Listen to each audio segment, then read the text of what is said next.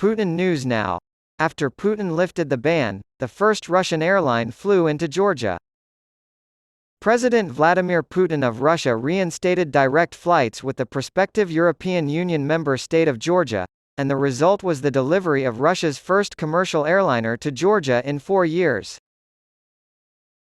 On Friday, a plane from Moscow's Azimuth airline landed at Tbilisi International Airport. Georgia's government applauded Putin's decision this month to end the ban and relax visa requirements for Georgians, despite criticism of the move and a label from Georgian President Salome Zourabichvili that it was a provocation. Georgia was urged by the US and EU to comply with sanctions imposed because of Russia's invasion of Ukraine. Georgian Airways announced Tuesday that it has been given approval from the country's civil aviation service to begin flights to Russia on May 20.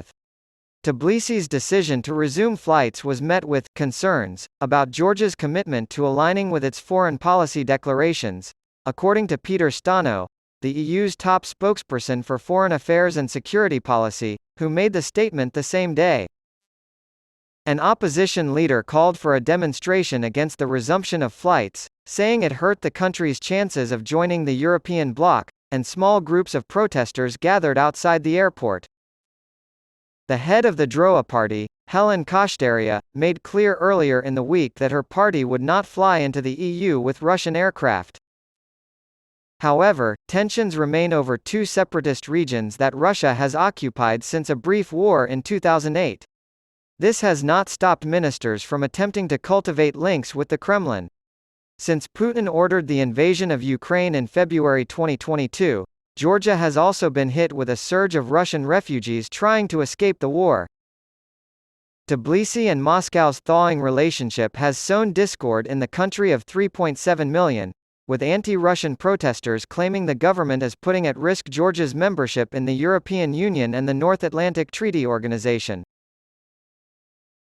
Georgian Prime Minister Irakli Garibashvili has criticized Russia's unjustified aggression against Ukraine, but his government has not sanctioned Moscow or offered Kyiv any military support.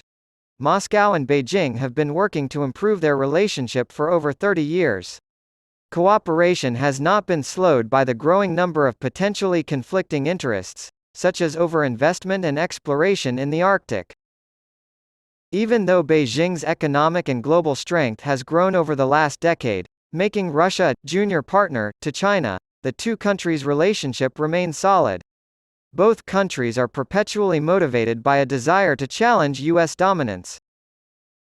Would the partnership survive the loss of Vladimir Putin as president of Russia? There will be no ideological shifts in Russian politics or global realignments as a result of the leadership transition in Moscow, but this will make it more difficult for Russia and China to work together. There is less hope now than at any time in the past 2 decades that Russia will become more democratic or that relations with the West will improve. The future of relations between the two countries is likely to be heavily influenced by internal Russian politics. A change in the Kremlin would likely disrupt Russia's political and economic ecosystem, triggering new struggles for power and resources within the country. Moscow has signed a number of agreements while deepening cooperation with Beijing that were less than ideal from Russia's perspective but bolstered the positions of Putin's allies and associates. In exchange, they bolstered the pro-Chinese lobby within the Kremlin's inner sanctum. Without Putin's protection, these conglomerates would be easy pickings for the people who surround a new leader who is interested in expanding their international business relationships. The same is true of the Russians who have advocated for deeper ties with China. China risks losing support from former partners in Russia if it adopts wolf warrior diplomacy, a confrontational strategy that pushes back against criticism of the Beijing government. This was predicted by some Russian academics long before the conflict in Ukraine broke out.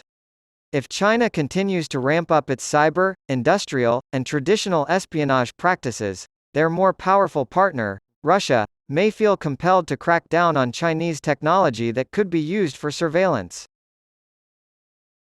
A change in administration in Russia would provide an opportunity to re-evaluate the country's dependence on China and its broader Asian policy. Remember that Russia wasn't trying to turn to China when it made its turn to the east in the mid-2000s.